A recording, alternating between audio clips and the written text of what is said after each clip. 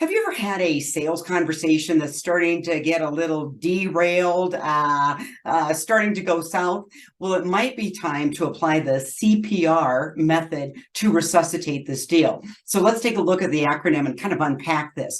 Number one, when a deal starts going south, it can be easy for all of us to get emotionally triggered. Your prospect might be acting a little defensive, asking pointed questions.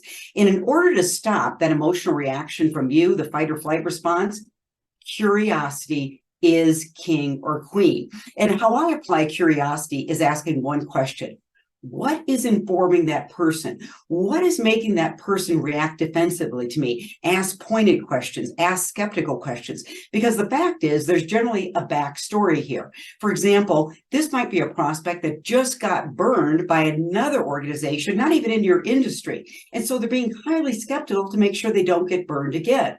Now, the second thing to resuscitate a deal is perspective. See, if I can get curious as to what's informing you, I can also now state my prospect's perspective. That is called cognitive empathy. And in this case, you might state something like, you know what, Mr. Prospect, Miss Prospect, if I were you, I'd be a little reluctant to trust anyone again, especially after the last experience you've had in purchasing X, Y, and Z.